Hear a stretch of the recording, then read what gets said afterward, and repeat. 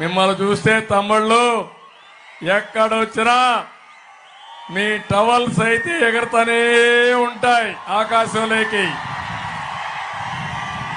ఓసారి మాకు అనిపిస్తుంది ఎక్కడి నుంచి వచ్చిందో తెలియదు కానీ అది ఎగిరి మా దగ్గరికి వస్తుంది. అది మీ స్ఫూర్తి, జన సైనికుల స్ఫూర్తి.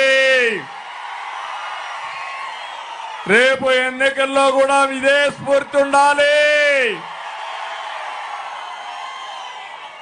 ఏదైతే వైఎస్ఆర్ కాంగ్రెస్ పార్టీ ఆలోచించారు దొంగ ఓట్లు వేసుకుంటామని, అలో చేస్తారా జన సైనికులు, తెలుగుదేశం పార్టీ కార్యకర్తలు, బీజేపీ కార్యకర్తలు అలో చేస్తారా అని మిమ్మల్ని అడుగుతున్నా.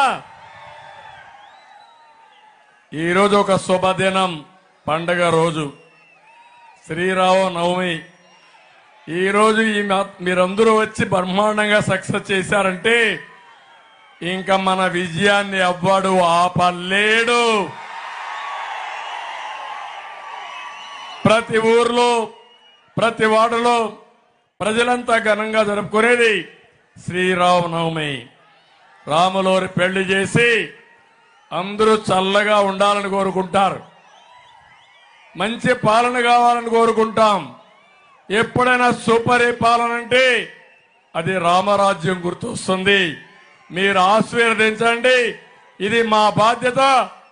తప్పకుండా ఈ రాష్ట్రంలో రామరాజ్య స్థాపన నెలకొల్పగలుగుతామని చెప్పి నేను మీకు తెలియజేస్తున్నా. ఇది జరగాలంటే శ్రీరాముడు రావణాసురుని చంపాడు. మీరేం చేయాలి? జగనాసురుణ్ణి ఏం చేస్తారా? మీరు వధ జరగాలనా లేదా?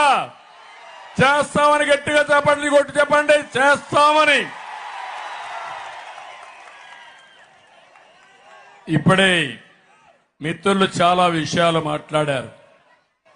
ఇక్కడుండే వాళ్ళు ఎవరైనా ఆనందంగా ఉన్నారా తమ్ముళ్ళు అని అడుగుతున్నా.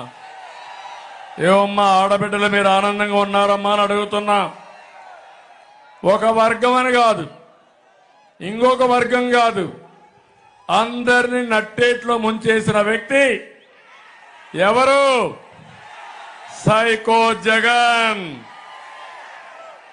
నేను జగన్మోహన్ రెడ్డి అనడం లేదు, పేరు మార్చా, జగన్ రెడ్డి సైకో.